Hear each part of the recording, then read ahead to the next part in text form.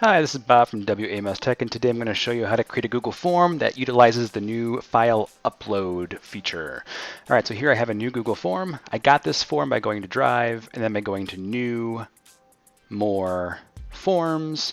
If you're working within Google Chrome, you can also install the Quick Create extension that'll let you do it from here as well. So it's just a one-button push to create a new type of Google Doc. All right, so once you have your new form, go ahead and put in your question types, and you simply do that by clicking on the plus, adding a question, specifying the type of question that it is, and putting in your question and question criteria. So one useful tip for creating questions is keep the question as short as possible, because these main headers here that you see that I'm clicking on, these will be the headers to the spreadsheet that gets generated for the responses, as well as the names of the folders that get created when you're doing a file upload question.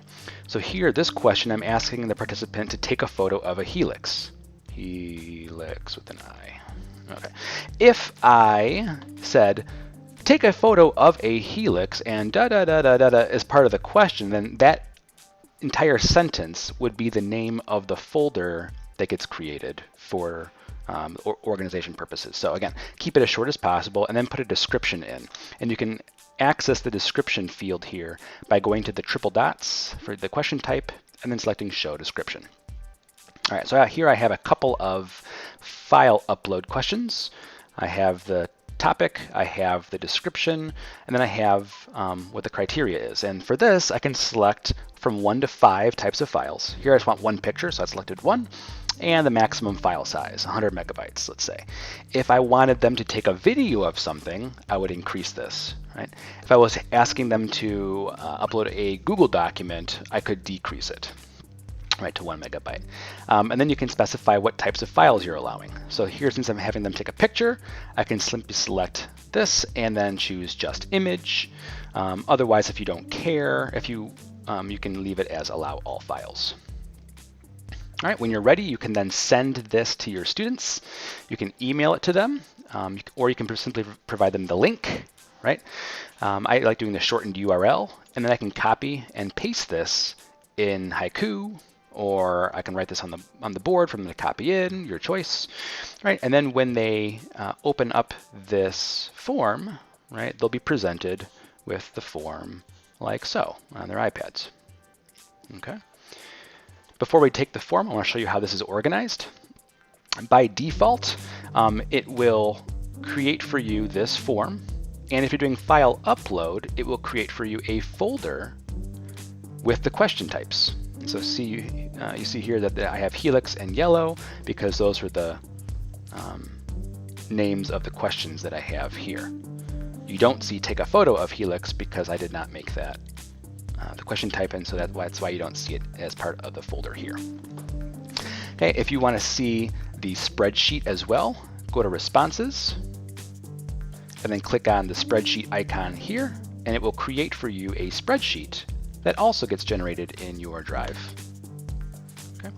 And then what I did is I collected the form, the spreadsheet, and the folder for responses, and I included it in a folder called Scavenger Hunt. Right? So I did New Folder, and I just dragged everything into that folder to organize it. Okay, otherwise you're going to have these 3 items just kind of loosely associated to your My Drive. All right, to take the form, students will simply put in their name.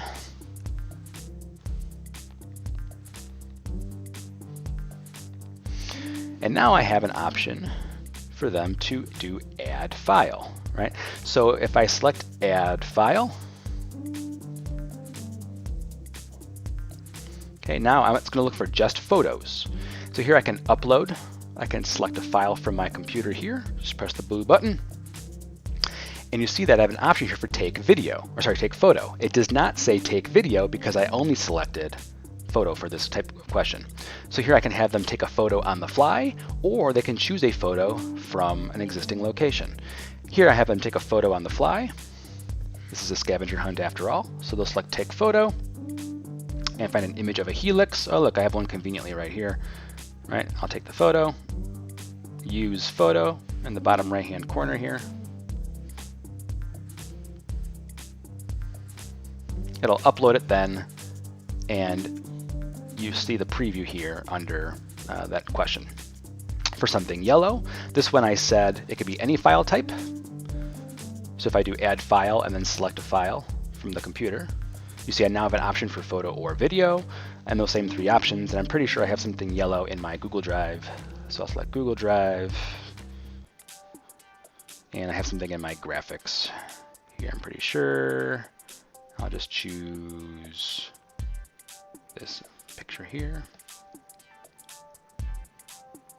Okay, student then submits.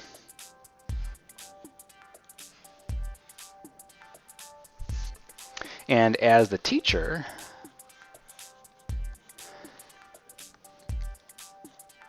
in my form, I see that I have a response.